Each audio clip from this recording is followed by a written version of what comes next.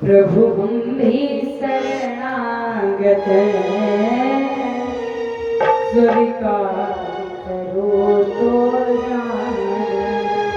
अरे हमें पतित से पावन स्वीकार करो तो जान।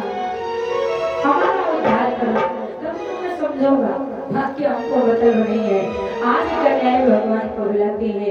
भगवान आए करके महाराज भौमासुर की राजधानी प्रयाग ज्योतिषपुर में भगवान पर आए। तो जैसे ही आए तो महाराज भगवान ने अपना पंचजन्य शंख बजाया। उसे सुनकर मुर्दैत्य की नींद टूटी। मुर्दैत्य भागा आया प्रभु से जैसे युद्ध करने के लिए आगे बढ़ता है, वैसे ही महाराज भगवान ने उसका अंत कर दिया।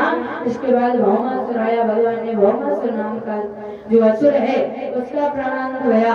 भगवान की बिहारी लाल की जो कन्याएं हैं उन कन्याओं से भगवान कहने लगे, देवी कहाँ से आई हो, तुम्हारा कहाँ घर द्वार है, कहाँ माँ बाप है, हमें अपना पता बता दो। मैं तुम्हें यथास्थान तुम्हारे सम्मान से तुम्हारे घर पहुंचा दूंगा। जब ये कहा कन्याएं कहती हैं, प्रभु ये दुनिया हमें स्वीकार नहीं करेगी, हमारे अंदर कलंक लग चुका है,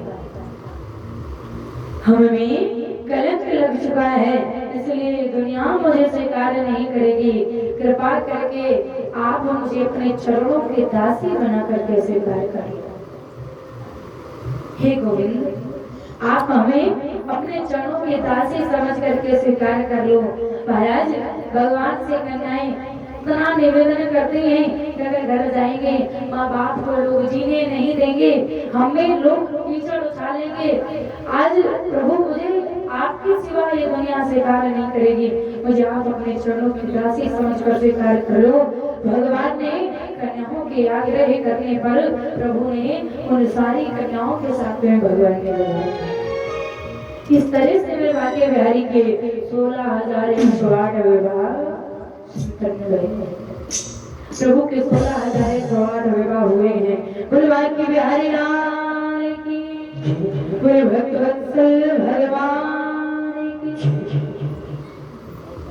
इसके बाद महाराज उषा विरुद्ध विवाह हुआ है। और आगे सुषुप्तियों मुनि कहते हैं, हे राजन वृक्ष भगवान कि 16,108 विवाह हुए तो देवर्षि नारद ने सोचा कि यहाँ लोग एक पत्नी का खर्च नहीं उठा पाते, एक पत्नी का खर्च नहीं उठा पाते हैं। और महाराज ये भगवान ने 16,108 पत्नियों के साथ कैसे रहे। देवर्षि नारद भगवान की दिनचर्या देखने के लिए जाते हैं। जैसे ही दिनचर्या देखने के लिए देवर्षि नारद जाते हैं, नारद जैसे देवर्षि नारद रुक्मणी के महलों में गए, तो रुक्मणी के महलों में गए तो भगवान पूजा कर रहे हैं, यज्ञ कर रहे हैं। इसके बाद देवर्षि नारद सत्यभामा के महल में गए हैं। सत्यभामा के महल में देखा कि भगवान सत्यभामा के केस संभाल रहे हैं।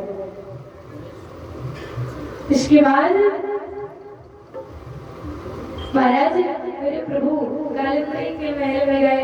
भगवान किसी के साथ में चौपर खेल रहे हैं, किसी के साथ में पूजा कर रहे हैं, किसी के साथ में भोजन कर रहे हैं, किसी के साथ में कुछ कर रहे हैं, किसी का सत्कार कर रहे हैं। मेरे प्रभु अनेक अनेक प्रकार की लीलाएं कर रहे हैं।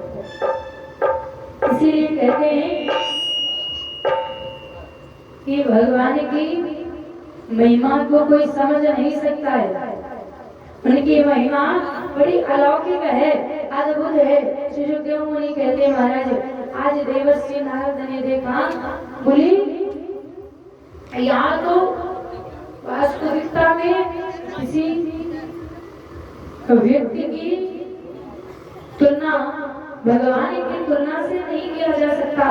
भगवान की तुलना किसी सांसारिक व्यक्ति से नहीं की जा सकती है, किसी सांसारिक व्यक्ति इसे नहीं की जा सकती है। इतना देखकर भगवान आज इसीलिए कहा जाता है कि संसार में रहो, परिचित जी संसार में रहो, परिवार में रहो, घर में रहो, मकान में रहो, लेकिन कैसे जैसे पानी में नाव रहती है, क्योंकि